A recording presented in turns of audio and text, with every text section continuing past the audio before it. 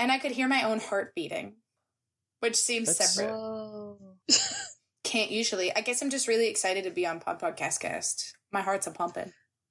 And we're so excited to have you, Elizabeth, on this.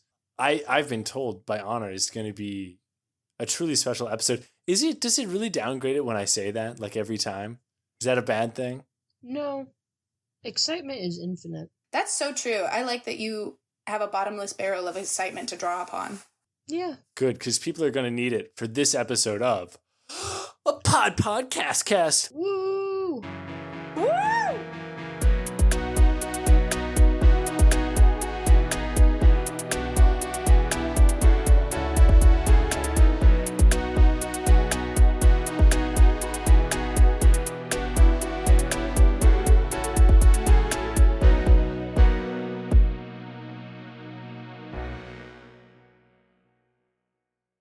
Hello, and welcome back to Podcast Cast, a podcast where we review podcasts. I'm Sam. And I'm Honor. And we are joined by Elizabeth. Hi, Elizabeth. Hi, Sam. It's good to be talking to you for the very first time. This is true. We have met but a moment ago. Yes. This is a lie. This is a friend of the show, Elizabeth. Elizabeth, I haven't told you this, but we're having you on. You're having me on? Because you're an expert. We're having you on. Thanks for coming. I know. You didn't know, but it's happening. It's finally happening. It's your big break. Finally. You're on Podcast Cast. You know, many stars have come from Podcast yeah, Cast. You guys remember Brady? First episode, Brady? I mean, my God. You know, he was nothing. Now he's an international sensation. He is an international sensation. You know, he's going to conventions. He's signing autographs. Carly's running for president? Yeah. Carly is running for president. That's crazy. Yep. I forgot about that. Really was more zoned in on the video game Brady Boy. Ash, really nothing's come of Ash. Ash is kind of the exception. That's not true. Ash is doing great. Everyone's doing great. And we're doing great because, Elizabeth, you're here. Thank you, And Sam. you're here to talk about wonderful podcasts. You're an expert in the sphere, or at least you know music. That's your area of expertise, right? I am definitely more of a music understander than a podcast understander. This is true. You are a musician yourself. And so really, if you think about it, a podcast is kind of like a song without all the annoying stuff. Yeah. Yeah. If you really just get to the heart of it. Yeah. If you boil it down, if you boil this is it always down and also make it like way longer. Yeah. I keep writing manic letters to Taylor Swift in crayon, telling her, please stop. Just talk. Stop the racket. Just talk for like a while. Thank you. I would like that. Thank you. Love Sam. Precisely. And that's what we're here to do. We're here to write letters to Taylor Swift. We're here to write letters to Taylor Swift. Yeah. I think I'm going to start us off today. I want to talk about a pod that I've been listening to for like a while now. And I was going to talk about it on the last Round on Table before I was brutally and viciously ambushed by both Honor and former guest Veneer by the to talk about Dungeons and Dragons. The D&D episode, which I would describe in general as an ambush upon myself and the listeners. Yeah. Good. I frankly enjoyed talking about Dungeons and Dragons. I don't get to do it enough, even though I do it all the time. But on that episode, I wanted to talk about a different podcast, The Lonely Island and Seth Meyers podcast. Ooh. For those not in the know, Seth Meyers is a comedian who was on SNL and was head writer for a number of years, and now has his own show, which is called The Tonight Show with Seth Meyers. No, that's Jimmy Fallon. I think it's just like the late night show. One of the millions of late night shows is hosted by Seth Meyers. Lonely Island is a comedy group of three guys as follows: Andy Samberg, Akia Schaefer, and Yorma Taccone. What do all these three people have in common? They worked on SNL in the early 2000s. And so they are getting together to talk about the digital shorts. Are either of you SNL heads? SNL I have fans? become something of an SNL consumer myself. My roommate is super into it, and so we watch a lot of SNL. So I'm familiar with this concept. Honor, are you an SNL head? I know SNL is real. SNL is real. Perfect. So I guess all my explanations are going to be for Anna, and Elizabeth's I'm just going to going know to back me exactly up. what you were talking about. Let me lay it out. So the Lonely Island Boys are very famous for being like a musical comedy trio. But back in the day, before they were on SNL, they were just like three guys that had grown up together. And after they got out of college, they started doing comedy videos in a group, and they started calling themselves the Lonely Island. Then they all applied for SNL. Andy Samberg is the most famous of the three, and he applied to be an actor, and the other two were writers. Yorma might have also applied to be an actor, but it's not very important. They all get on the show, and they start doing something which is super different for SNL, right? So SNL is this live comedy sketch show. I mean, that's the thing. And so these guys are like, well, what we've kind of are used to doing is just like going out on the street and like recording some like crappy videos that are fun. And so they're like, can we do this? And they get the green light, and they go out and start recording these videos. And these videos become a part of SNL called the digital short. It's not performed live. It's pre-taped before the show on Saturday night. And the guys do this, and it becomes a huge hit. At first, they make some, okay, they're all right, they're not so great. But then it becomes this like huge cultural phenomenon. And if you go online now, you can see a lot of SNL sketches, and all that kind of online stuff started with the digital shorts. You can still see most of these digital shorts, and they definitely range in quality of goodness. A lot of them I truly enjoy, and some of them are stinkers.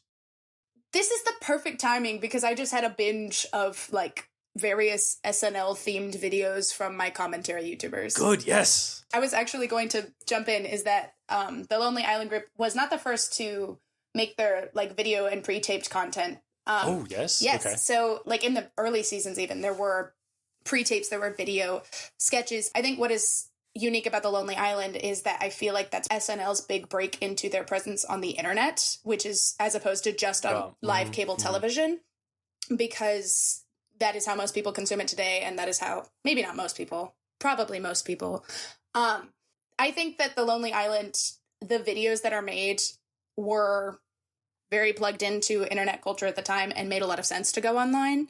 Whereas the pre-tapes from before did feel like sketches they would do in the studio. It was just happened to be a pre-tape, whether it was like an animated sketch or a stop motion video that didn't have people in it or whatever, like, or a sketch that was formatted like a commercial. So they wanted to make it look like a commercial, but either way, they were still airing it as a slot in the show live on cable. And I feel like the Lonely Island was a new adaptation to the internet. And that's what's unique about them. I love the context. That makes a lot of sense to me. So what this podcast is about is exploring all the digital shorts that came out. So Seth Meyers and the Lonely Island Boys, they get together and they talk about how the digital short kind of became its own thing. They kind of found that, as the digital short started getting popular, they had their own section in the show. They're like, okay, and now at the very end, there should be a digital short. It just like it works with the timing really well. This is perfect. We love this. So this podcast is essentially like a rewatch podcast. If you've ever heard of The Office rewatch podcast, where like former actors from The Office will talk about every episode, or even people that like aren't on The Office. Like this is a very popular kind of podcast where people just like rewatch a thing and then talk about their thoughts about it. But it's essentially like a celebrity rewatch podcast. They watch these digital shorts in order that they came out, and then they talk about them, whether they think they were good or not.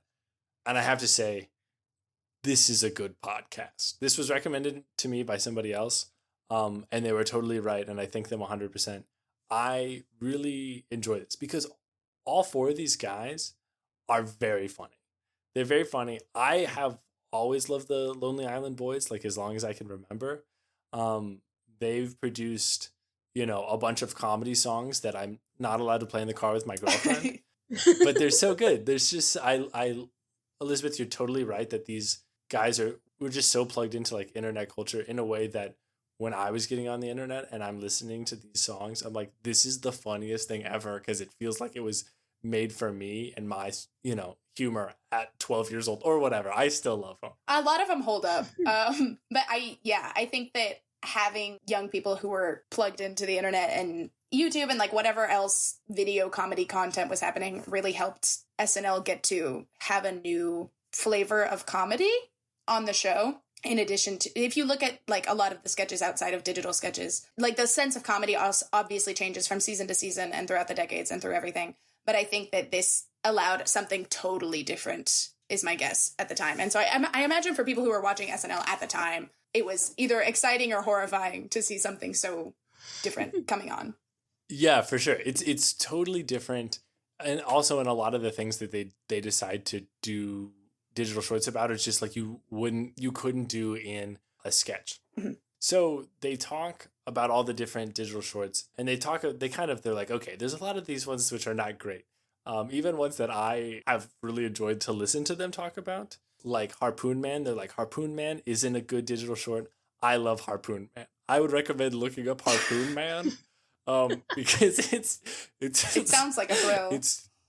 It's so good. It's like if you put a whaler into an 80s cop show. It's perfect.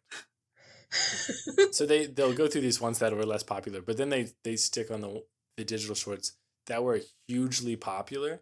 And even if you aren't a big SNL fan or a big Lonely Island fan, you might have or probably have heard about. For example, like the first big one that they're like, oh my gosh, digital shorts are a big thing, is Lazy Sunday, which is a rap with Andy Samberg and Chris Parnell. And they just rap about going to the Chronicles of Narnia and eating popcorn. But it's like I don't want to say gangster rap, but they're like really hardcore. Yeah. They're like, yeah, we're going to go down to the movie show. Huh. Love it. So good. They kind of slowly, you see how Lonely Island guys kind of eventually morph into this musical group, because some of the biggest ones that take off are musical. The really first like huge one was the Natalie rap, which is Natalie Portman came to them and they're like, hey, and she was like, hey, I want to do a rap. And they're like, Natalie Portman, I don't know. You're in Star Wars. You're Padme Amidala. We're not super sure about that. And then she lays down some like just like nasty bars from some like rapper of the time that are just like really grotesque. And they're like, oh yeah, we're in, Like she has a rap where she talks about how she smokes weed every day when she was in Harvard.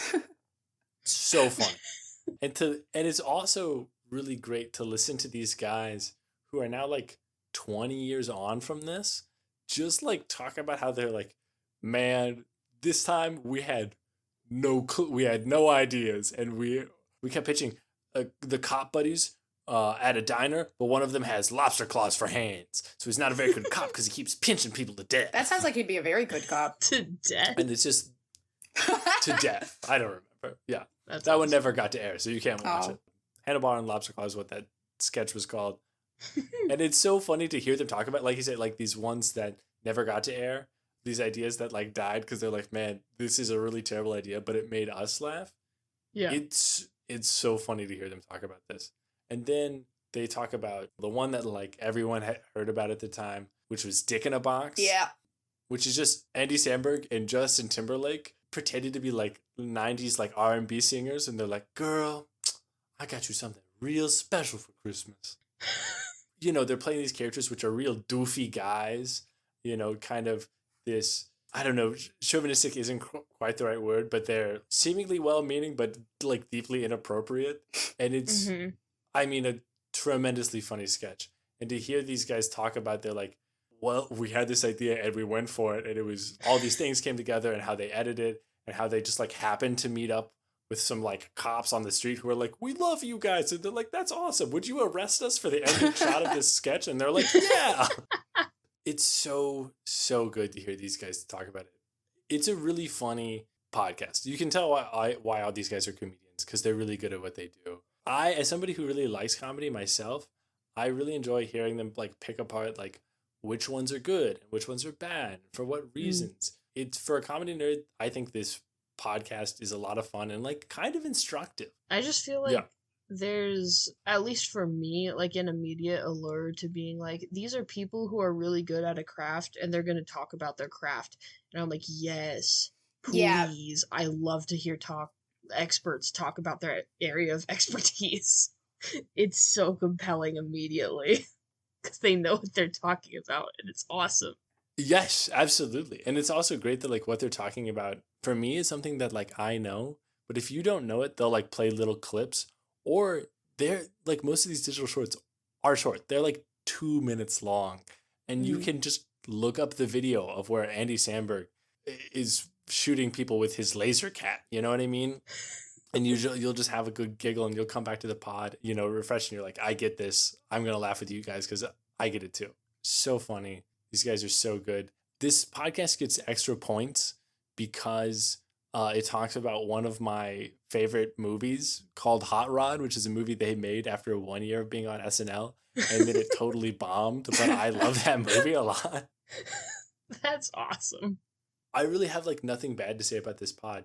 It's a joy. It's a joy to listen to. Maybe I'll put one caveat on it, which is that this is a celebrity podcast, right? This is kind of ultimately what it's about, is it's this rewatching of something that I enjoy, but it's also with celebrities. So if you don't know these celebrities, then I think there's going to be less of a hook for you.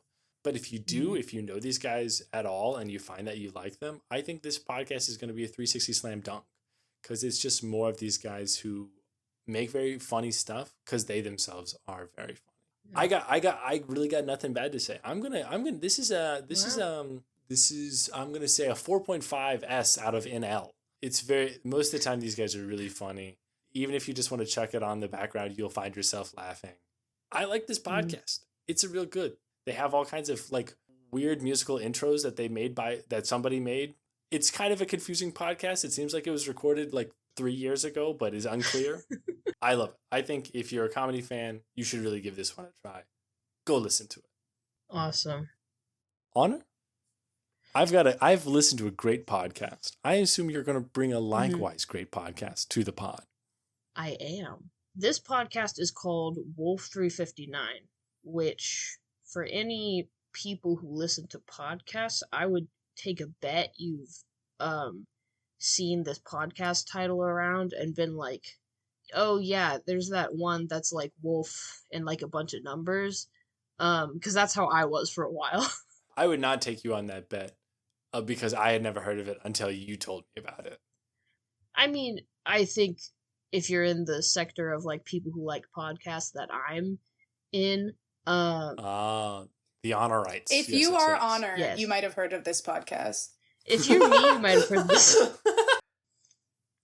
But it is about a space station that is orbiting Wolf 359, which is a distant star that is light years away from Earth and is the subject of the research of this space station. It's kind of unclear for a long time what's strange about it and why they're studying it, but it is about the crew of this space station, which is very small, and so it is very easy to keep track of the characters. So her name's Renee Minkowski, but I couldn't remember which was the actual real pronunciation because the main narrating character, Doug Eiffel, pronounces it Renee Minkowski for years. When they're on the space station together because it's spelled with a W. That's awesome. But she just kept saying that's not how you pronounce my name until he did it so many times that she gave up, to the point that then it's a point later in the podcast where he's like, wait, your name's not pronounced this way? And she's like, yes, I was correcting you for so long ago that you've forgotten that I corrected you. That's sick. I love it. Which is a decent way of summing up how these characters are, because Minkowski is a real stick in the mud. There is this book called Price and Carter's Guide to Survival or something. But basically it's this book of numbered tips for survival in space. And there's 1001 of them. Repeatedly through the podcast, Doug Eiffel will just pop a number and she just has them all memorized. But yeah, she's just real by the book, real stick in the mud. And then Doug Eiffel is he's constantly making pop culture references to 90s movies and musicians and stuff, to the point where sometimes I don't know what he's talking about. Sometimes the joke is that he's just making a long string of obscure references that everyone's what are you talking It's kind of like, why did you get sent to space when you're clearly not competent? He's just like kind of a doofus, and is like, I don't care. I I'm a love a bad doofus. kid. I'm a bad boy. He's a sort of doofus slash bad boy, classic character archetype. Yes. Precisely. So we got a space station. We got a commander and a Doug Eiffel. And a scientist. And a scientist. And they go on jolly adventures? So yeah, they go on misadventures. The first episode is Doug has locked himself in like the communications office with the last tube of real toothpaste that's on the spaceship. And he's being berated by his superiors in the head scientist and the commander of the ship over the intercom, being like, Eiffel, give us the tube of toothpaste. And he's like, you'll have to kill me for it. And they end up like sending, I think it's like a narcotic slash sleep agent through the vents to pretty much smoke him out for this tube of toothpaste. And that's the whole first episode. That is awesome. I was just going to say, I agree with the writers about toothpaste. Yeah. No, I stand with toothpaste. I am part of the pro toothpaste lobby. you're one of 9 out of 10 dentists. Yeah, I am. So this is essentially like a sci-fi audio drama, but if it was funny, like exploring space, but like there's goofs. Yeah? Yes. It's a lot of goofs, especially just because, like I said, Eiffel is surrounded by like hyper competent, by the book people who are just sick of him. But he's like, I refuse to stop staying silly. God bless Go that man. Eiffel. But his whole thing with holding on to the toothpaste is like, what's left of my humanity if I can't have regular toothpaste? That's his point. Is being like, I need to keep this to feel like a real human person. That's really goofy, Doug Eiffel. Which is like also kind of an interesting take on, what space exploration could be like, right? This long, stay away from Earth, from the ground. So it definitely starts as this like very silly thing where it's like, oh haha, Eiffel's locked himself in a room with a tube of toothpaste. But it also, there is that kind of hook there of being like, oh, Eiffel's concerned about like, he would never admit it, but he is like thinking about and making these offhand remarks about like, I just need to keep some normalcy to my life and like feel like I'm still connected to Earth culture. But it's like, oh, why are you saying this so many times? So they do kind of start to get into some of those themes of like, when you're removed from Earth for so long, like what does it do to you? And like being stuck with only these few other people, what does that do to your relationship to each other and just your ability to like make relationships in general? And there's a fourth member of this crew who is not a human. She is the ship's AI. Her name is Hira. They give these AIs like slight imperfections so that they're all unique and have personalities. But there also still is like rigorous like selection basically to make sure the imperfection doesn't turn out to be like, oh, they'll kill people. But Hira is, I did not care about AI characters before this podcast. Now I'm like, I know exactly how to do an AI character right because they do Hira so well. She's an incredibly compelling character. I mean, she's like sassy and like a little bit of a spitfire, and is also in these shenanigans. She can be with every crewmate at the same time. So, which just leads to like her interfering and stuff and like funny conversations where she's like, oh yeah, Eiffel's crawling through the vents right now. I'm talking to him about whatever movie he's rambling about. But she is just incredibly compelling in how she also grapples with humanity and like her thoughts about like, am I a person? Do I count? Should I even care? I just truly could not go into detail about the really complex arc that she goes on and the themes they touch on of humanity through the lens of this non-human character in such an awesome way. That also, to jump back to our first episode, whenever I was listening to Dust Chrysalis, the entire time I was comparing this AI character and how well they handled it to how well they handled Hira. Oh, that speaks high volumes. You talk about this growth in here. You talk about this, arc. Okay, how long of this arc are we talking? How many eps is this pod? It is 61 episodes, so not quite so bad.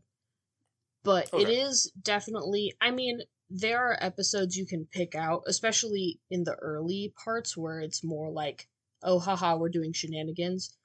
It's a little more And it self-contained. is, yeah, a little more self-contained. It is very much, Eiffel will be like, here's my log for this day. And then he like goes through his day, and the day is a shenanigan and an episode.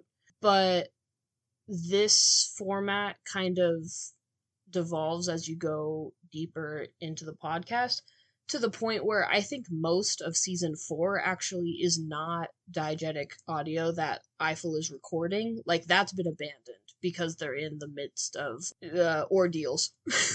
We were talking about this with the Magnus Protocol. Mm-hmm. Sometimes you need to abandon what your storytelling mechanism was to tell a more interesting story. Yes. So that I respect that. Yeah, it's very well done and like a very good choice on their part. But if there was a single episode for anyone to go listen to, I will recommend the episode that I made my college class on audio storytelling listen to, which is episode 11, Alone, which this is kind of the first episode, I would say, where you truly realize, like, oh, this isn't just a silly shenanigans podcast. Like, they've been hinting at more serious stuff, but this is the first episode where, technically speaking, they abandon strictly adhering to, like, these are Douglas Eiffel's audio logs as the communications officer, because there is an aside from every character kind of talking about this idea of, like, what it means to be alone, which in a space shuttle, like, light years away from all the rest of humanity, where there's only 3 other people, quote unquote, if you count Hira, which she talks about in that episode, like, not quite being a person, but kind of being a person. And they all get very, like, introspective. I say all of them. Eiffel does not. Because, awesome. Yeah. Well, because he's just a goof/bad boy. Because he's just a goof/bad boy who can't stand to, like, be vulnerable. But yeah, Eiffel, it seems at first like he's being interviewed by this computer that's doing, like, a wellness check, basically, thing. Where, like, he's doing, like, word association and, like, do you ever miss Earth? And he's like, ahaha, computer, why would I tell you anything about how I feel? And then you realize at the end that it's actually just him talking to himself through, like, a funny voice modulator to take this test on, like, Are you doing okay mentally? And it's like, oh, clearly no. Yeah. That's awesome. Yeah. Podcasts are so awesome because, like, in what other medium could you run that bit? Because if you could see him at all, you'd be able to so clearly see that he's just sitting with a microphone in his hand and switching the, like, voice filter on and off. But since you can't see it, they can run this bit for forever and then be like, extremely obvious circumstance you didn't know. But yeah, then the other characters get jumped to, and they're all talking about what it means to be alone. Minkowski is, I believe, recording a message to her husband back at Earth, and she mentions, like, it's going to take days for this to get to you. Hira talks about, being present in every corner of the spaceship. So, like, pretty much no one else on the spaceship is ever alone because she's like, I'm there listening. You guys always ask, like, Hira, are you there? Yes. I'm everywhere. And it, like, kind of tears at her a little bit. Like, it's kind of a maddening experience if you think about it. And then, like, also her idea of being alone, where, like, no one else knows what it's like to be her. And then this character, Alexander Hilbert, he's like this Russian scientist. Everyone's like, we don't really know what he's doing. Every now and then something in the lab blows up and we have to go, like, put out that literal fire. But he's, like, experimenting with plant life and, like, regenerative growth and, like, these kinds of things. And he starts talking really cryptically about this door on the spaceship that apparently only he knows about. And it has a plaque on the front that says, only enter if you are alone. And he kind of starts, if I'm remembering correctly, he starts hinting about the fact that, like, there's 2 other members of this crew and an AI. So, like, what would have to happen for him to be alone? And he's talking a little bit like he knows too much about it.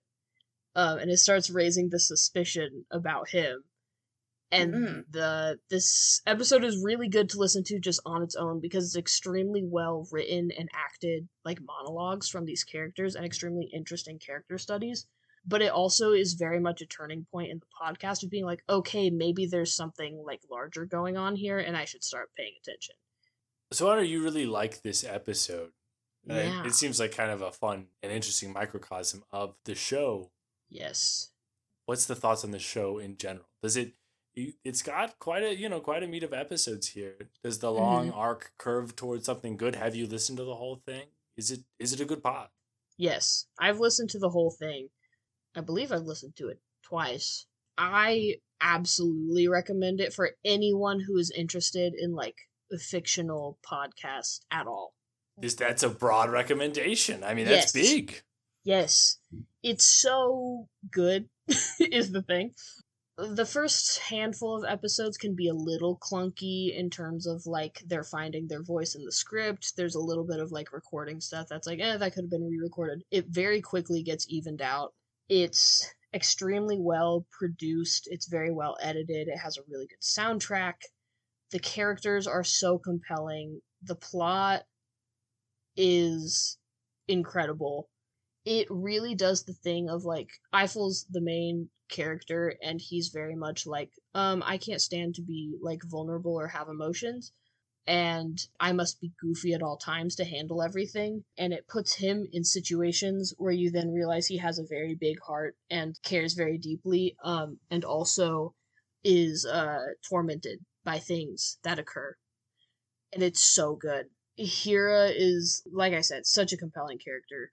It redefined how I enjoy morally gray characters, which is the thing a lot of people like to talk about. But I'm like, if you care at all about being like, I love characters who are interesting because their morals are gray, listen to this podcast. To put it, like, in the very brief way that I like to talk about it, a lot of characters that people will call morally gray are kind of just like, they do bad things for good reasons. And this gets into a kind of character that is very rarely touched on because it's very difficult to do well. But it's like, this is a character who's doing good things for bad reasons. And it really tears you up about, is this right? And it's so good. Hell yeah. Hell yeah. Is this a perfect pod? Is this what's the score here? I mean, I'm trying to think of, like, what would be reasons to take points off. And truly, there are, like, kind of none I can think of. 359 wolves out of 359. Wow. That's so many wolves. Wow. So many wolves. Big. Is that our first perfect score for a pod? I believe so. It's so good. And also, by the way, I have very purposefully barely spoiled anything in case people were worried about it. Like, please go listen to it. With so everything good. Like so interesting and refreshing that you have already said is just like a little taste. It really draws some intrigue for me. I'm so glad because I want everyone to listen to this podcast. And I'm so serious. I'm legit excited. I listened to this a little bit. Hearing you talk more about it, I'm like, oh, okay. Yeah. No. I want to go back. I love it. That's sick. I think I mentioned it briefly when we talked about Dusk Chrysalis, but, like, if you enjoy Dusk Chrysalis as much as you did, I truly think you would adore this podcast. It's so good. Perfect. Now follow that up, Elizabeth. First perfect score, you have to bring a perfect podcast. Yeah. Or warn us of a real stinker. Yeah, I'm going to talk about the worst podcast I've ever heard. It's called I am... Wait a minute. Uncool. It's pretty good. Uncool. I'm sorry. I like Podcast Cast. It's pretty good. Yay. I'm not going to give it a rating. That's the only appropriate response. But that's not the podcast I brought in today. The podcast I have today is Lore, L-O-R-E, by Grim and Mild. The host is Aaron Makey. I made notes, and so I went on their website, and they described themselves as a podcast about true life scary stories. So Lore is a folklore podcast. They gather stories, anecdotes, legends, all sorts of things, and all of them usually have an emphasis on things that are spooky, mysterious, or macabre. And the structure of each episode is they choose a topic. Occasionally that topic is a region. Like they have an episode that's all about folklore in Atlanta. But occasionally That's they awesome. have an episode about like legends from North Carolina, but it's not always regions. Sometimes it's topics, and they gather a bunch of stories and just whatever they can find about that topic. Some of the topics, they have one about absinthe, they have one about the Bermuda Triangle, they have one about healing magic, they have one about circuses, national parks, vampires, just like a million things. Just everything. This sounds awesome. Yeah, it's a real mix of stuff. Everything from like whatever urban legend you've heard about this thing that everybody's heard, like, oh, if you drive over this bridge, you'll get fingerprints on your bumper or whatever.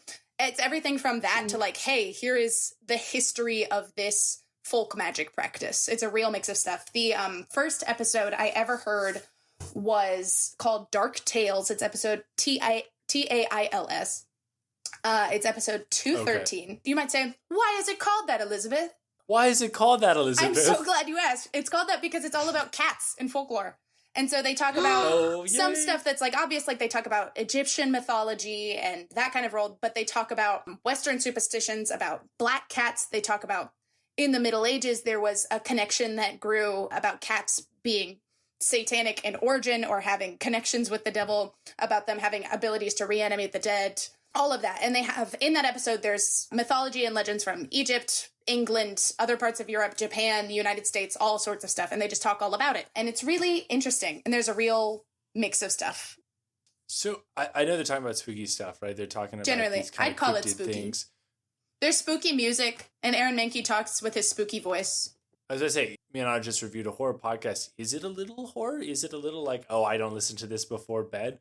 Or is it more of like this is an informative thing on like a topic that is spooky, and that's like, I just want to learn more about that? I would call it more informative. When I was looking around for specific episodes to reference, though, I found listicles that are like, these are the scariest episodes of Lore, because even though the podcast itself is not scary or meant to be a horror podcast, they do sometimes just relay stories about events, and sometimes those are just firsthand accounts. Like if somebody wrote down their firsthand account of something like mysterious or spooky or macabre that happened, they might just relay it to you. And so sometimes those can be spooky or unsettling. But I don't think that it is intentionally supposed to make your hair stand up on end. I would call it more informative. And that's one of my favorite things about it, is it like, I love to learn stories about people and places, and what a unique thing to say. I'm the only person ever that's been interested in stories about people or places. But we get what you mean. It's kind of almost a... It's a little anthropological. It truly is about folklore. It is a mix of things. Like some episodes are 3 big chunks, and each of the chunk is like relaying this story that happened. But there are some episodes that are like, it really varies, and it's very interesting. My favorite episode, which is the only one I think that I've really re-listened to, is episode 232, which is titled Empowered. And it is an episode that focuses in part on the work of Zora Neale Hurston. Zora Neale Hurston, for people who... Yeah. Zora Neale Hurston, which is a name that you may have heard and you may have no idea who she is, or you may be in love with her. A lot of people know her as the author of the classic novel Their Eyes Were Watching God, but she did a lot of things in her life. I would absolutely consider her a folklorist and an anthropologist in 1928. This is the research that I did. I have some notes. In my notes, it says Zora Neale Hurston, and then it's got some bullet points. She had an anthropology degree that she received in 1928, and she studied under Franz Boas, which is amazing, and he's a very important person in anthropology if you're into anthropology. He's the GOAT! Yeah, he's the guy. Mm-hmm. But she received her degree in anthropology in 1928, and then she went to do some folklore documenting and anthropological study in New Orleans about hoodoo and voodoo, which, if you don't know the difference between hoodoo and voodoo, voodoo is a formal West African religion, and hoodoo is a blend of practices. It does have some voodoo influence, but it also has European influence and Native American influence, and it's not a formalized religion, but it's a folk magic practice, and it was specifically developed among enslaved African people in America, and it continued to be a pretty African American practice even to this day. And so Zora Neale Hurston went to New Orleans, which is, as we all probably know, a huge center for hoodoo and voodoo in the United States. And she went to New Orleans to learn about that and learn about all of that. And because she was a Black woman, she was granted this access that other white anthropologists hadn't had before. And so she got into these spaces and got to talk to these people who would usually give white anthropologists the bare minimum because it seemed like they didn't really get it and they weren't going to, present it respectfully. And so Zora Neale Hurston wrote this wealth of information about African-American hoodoo and magic practices in New Orleans that we had never seen before, which is really significant. And in lore, it actually talks about, it is an overview of like her writing on it and some of that stuff, but they also talk about that she kind of took up the practice herself. Oh? Yeah, she worked with a hoodoo doctor when she was in New Orleans, which I hope to God that I'm not misremembering anything. But she took up the practice herself, and she learned about it. And even when she wasn't reporting on it, she was practicing this magic and learning about this in her personal life, which was really interesting. And so part of the episode is about that and her work, but other parts of the episode are kind of just about American hoodoo and voodoo in general.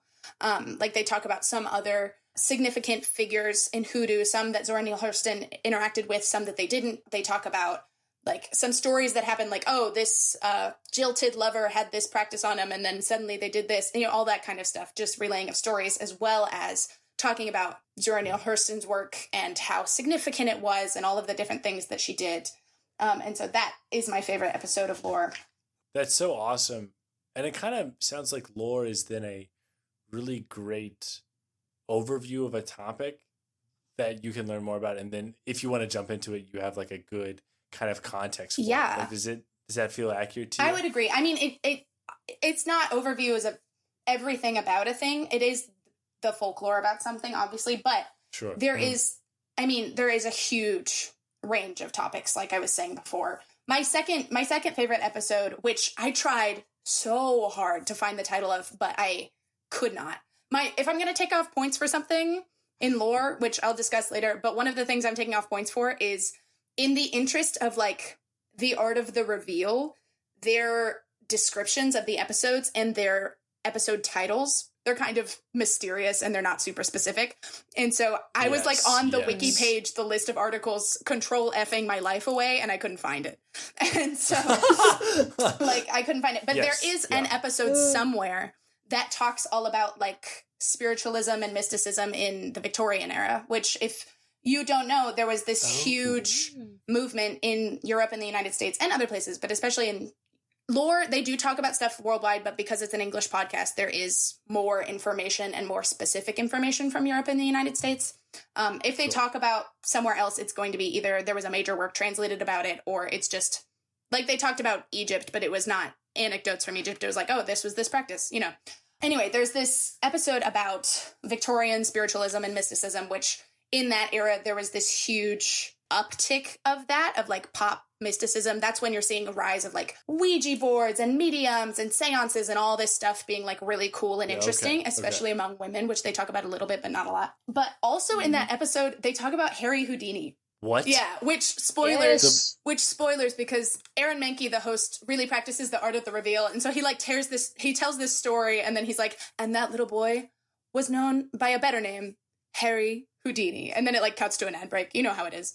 But That's awesome. But they talk about Harry Houdini, who hated mysticism, despised it. And so he would like go to seances and like lie about stuff to try to catch the mediums in the act and all this stuff. And so he hated it. But they talked about that, and they talked about like the rise of mysticism and anecdotes and like different stories from it. And so I find it really interesting.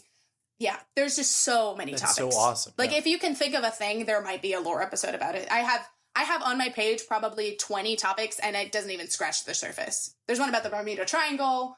There's one about like just houses, and so it kind of gets into like archaeology because they talk about like witch windows, which are these windows that are at a weird angle. There's a lot of stuff that's like, oh, this came from witch belief. And so they just talk about so many things. And so if you're into things that are like spooky, it's a great way to just learn a bunch of random stuff and hear a bunch of random ghost stories and all these anecdotes and things. That's so awesome. So how many, you say there's a lot of topics. How many episodes are there? Like about how long is an episode? An episode is probably like 45 minutes long, maybe shorter. They're not super, super long. They're normal podcasts. Gotcha. But Lore is still producing. There are over 200 episodes. Like there's a lot. And, Wow. And within Lore, there is a subsection of episodes that they started like a year or so ago, maybe more, called Lore Legends, which if you're looking at them on Spotify, they have a different thumbnail. But Lore Legends is just the spooky stories. And so they don't try to make any historical explanations or corroborate anything or talk about it. Like it's just kind of relaying.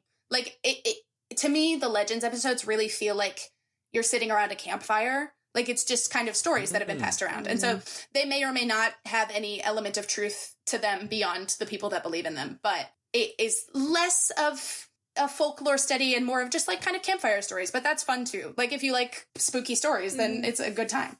So it's good.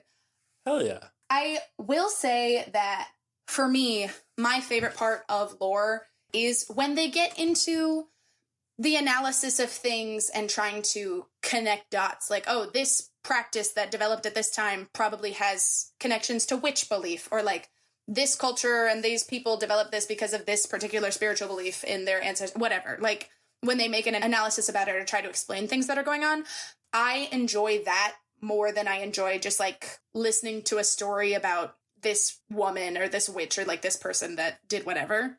That's why the Zora Neale Hurston episode and the Victorian episode are my favorite, is they really talk about like, this is why this thing happened and this is how these things are connected.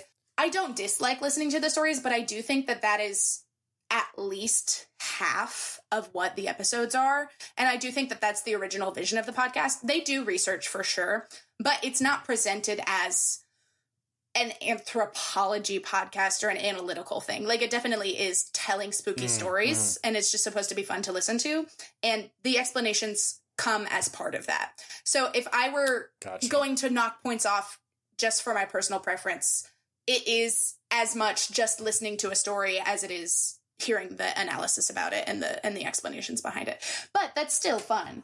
Yeah, but you're just there a little more for the anthropological perspective on how people make folklore. Yeah, what really interests me is the analysis and the connections, and it is just as much telling the stories. But it's still really interesting because outside of Lore Legends, the one that is just foretelling stories and it doesn't matter to the extent which they're true, outside of that series, every story that is told on Lore has an element of truth to it.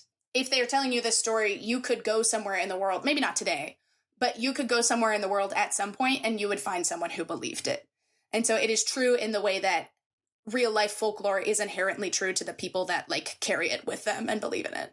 And so I find fiction interesting too, but like these stories that are spooky or unsettling or don't make sense or make a lot of sense, I love that they came from a place of truth at some point, and that is what the whole podcast is. And so I find that really interesting. Yeah, and they came from this like kind of communal, sometimes like almost accidental storytelling, about how people create the stories of their culture and their lives. That is the nature of it, is like, obviously they scripted it for the podcast, but like nobody had to write this story. Nobody had to come up with it and say, oh, what would be interesting for this person in this story to do? It's a relaying of something that to some extent happened. If I want a really like thrilling horror story, I can go seek that out if I want to. But as far as like campfire stories that aren't that scary and are just kind of interesting, I really like when it comes from a place of truth and it's like, oh, how did we get here? And I think it's fun to think about the mystery of what is the truth? Because there's a lot of stories about, oh, this phenomenon happened in this town, and some people were saying this, and some people were saying this, and they didn't believe each other, and there was conflict about it. And you're kind of left to your own devices to think, like, how did these people get there? What would I think if I was in that situation? Do I believe these people? You know, all that stuff is really interesting to me. Yeah. Hell yeah. And I feel like with folklore, like, there's always this natural, like, intrigue and just, like, appeal created because it is, like, a very natural process of storytelling. Folklore isn't created by people sitting down and being like, let's make a story. It is just such a natural process that it's like, these are the inclinations of the human mind. And so it's just going to go to whatever's, like, naturally most interesting and compelling in a way that sometimes you don't get with, like, stories that are scripted. Yeah, I mean, sometimes stuff happens in stories that are scripted, and it's like, oh, this happened because the writer wanted to set up this, or it would be interesting. And yeah, on the Lore podcast, even though I do like it when they give me some speculation of their own or some analysis, even when there isn't that, I feel like when they give speculation and analysis, a lot of the time it's just like providing additional information for you to think about and do your own speculation and analysis. And so it kind of leaves you to think about stuff, and it's fun. If you do like the feeling of sitting around a campfire, the Legends episodes, obviously, that are not supposed to be true and are just like legends that came out of the ether, those are really campfire-y. But all of the episodes are atmospheric. Like, they have this beautiful music, and Aaron Mahnke has this very particular voice that he uses.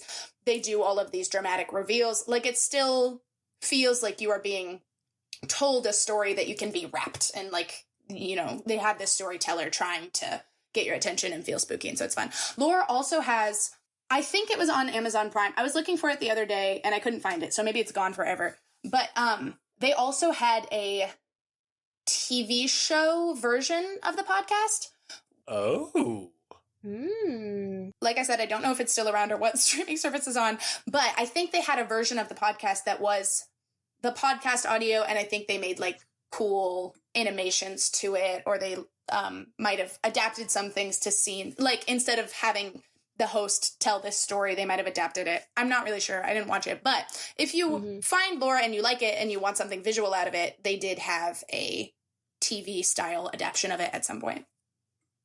So, Elizabeth, sounds like a good pod. I mean, what's the final rating here? Where are you coming in on this? It is a good pod. I yearn for more analysis, but I also think that that's maybe not the original vision of what this podcast is.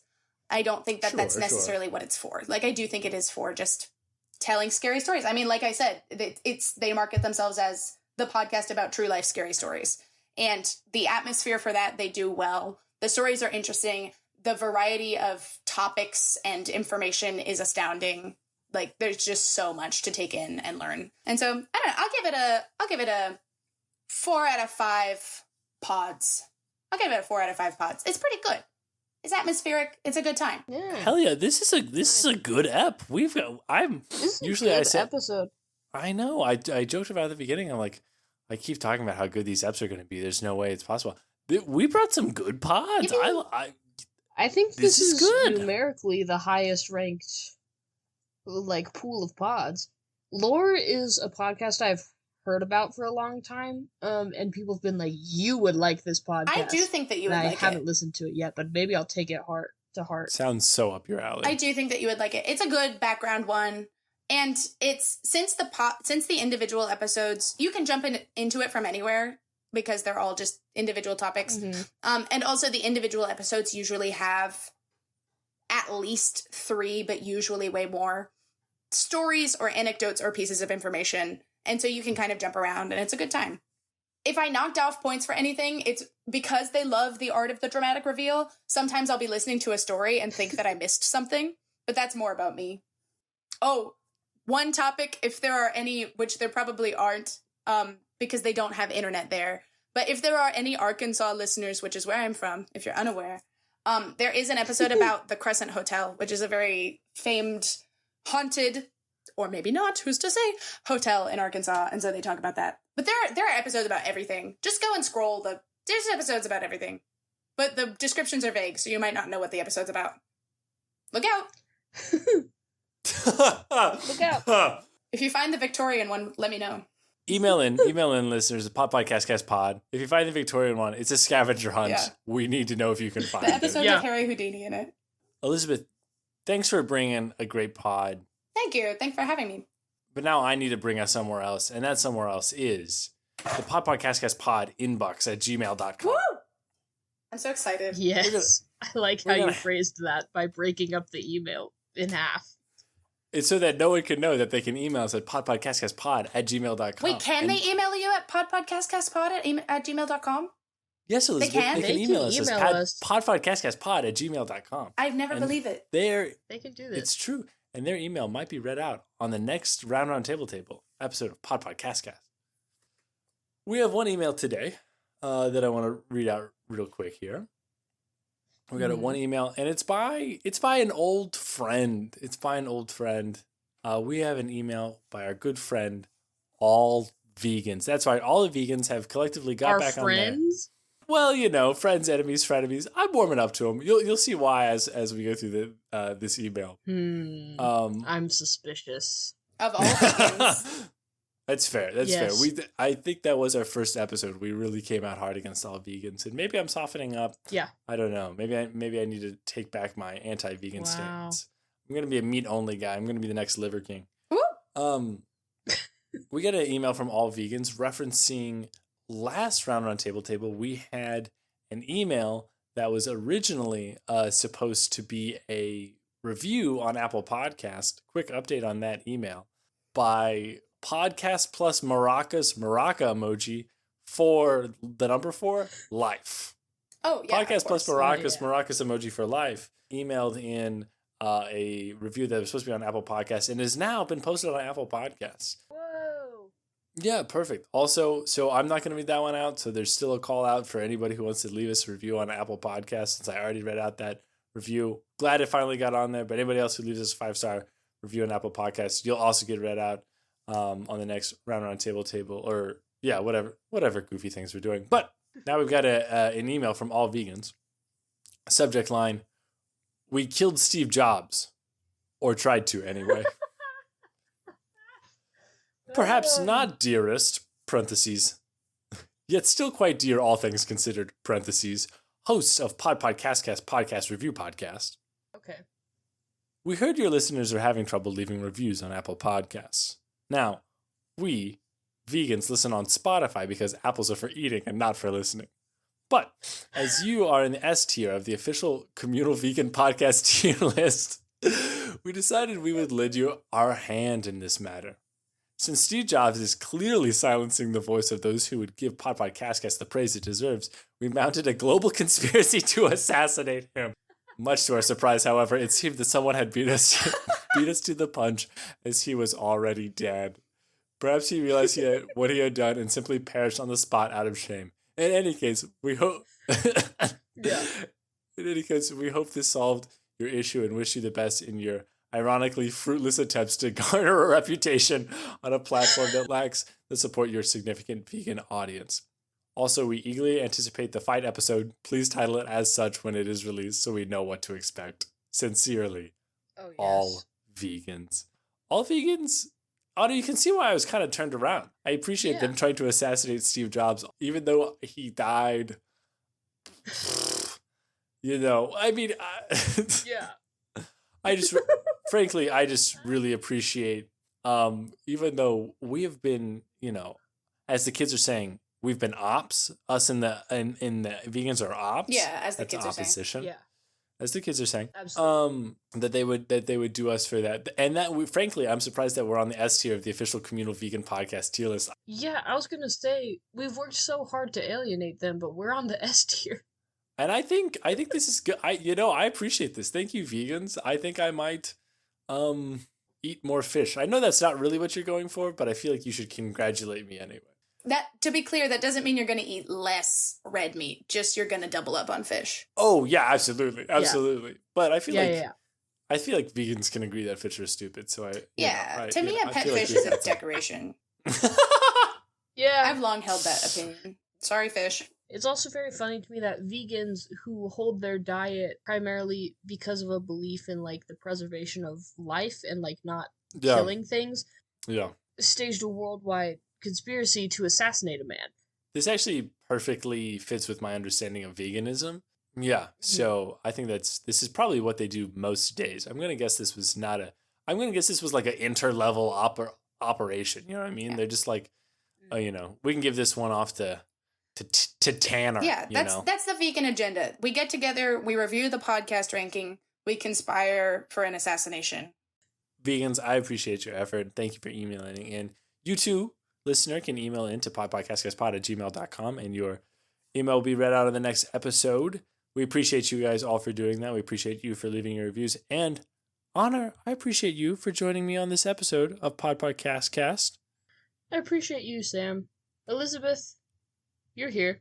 That's true. You're here. I and that's what appreciate you matters. being here. Thanks, Elizabeth. Thank you. Yes, really. I had a good time. I appreciate you being here. Yay! What? It's just a love fest. I knew nothing about Yeah. lore, and I actually think it's super interesting. I like that this is a good ep, and that I feel like I've got 2 new pods I really want to dig Woo. into. I'm very excited. Yeah. Elizabeth, before we wrap up here, would you like to tell the good people of the internet where they can find you, what you're up to? Usually, I'm up to stuff so sporadically, but if you want to see when I'm up to stuff, I'm up to music. And that music is on Instagram.com at ejdk.music. But go quick, because I might change it again. I also have a YouTube channel, but it's impossible to find. But there is a link on the Instagram. And you can see when I post every 4 months one of my original songs. And maybe one day I'll put them on platforms. I am an audio expert after all. So. I can vouch for this music. I can love also vouch for EDK this music. Oh, that's It's so really kind. good. I got songs about sadness, joy, Murder. murder, worms. I Among really other like that things. murder The one you did. worms. Worms. Oh, I recently, it's not up yet, but I recently wrote a song about Texas falling into the ocean. Oh, good. I don't know if you'll ever hear it, so I'll work on it. All right. This is I mean, a podcast exclusive. Yes, listener, really go check out all those things. Go check out the Instagram and give her YouTube a subscribe. Woo! Elizabeth is very good. Listen to Oh. the Worm song and all the rest You're of so them. kind. I don't think the worm song is on the internet anywhere, but it's beloved by all. You have to fix that. Beg her for the Worm song. It's real good. Go to my Instagram and comment worm, Yes. worm, worm until I do it. That's what we'll be chanting until you return, Elizabeth. Thank you so much for your time. Thank you, Honor.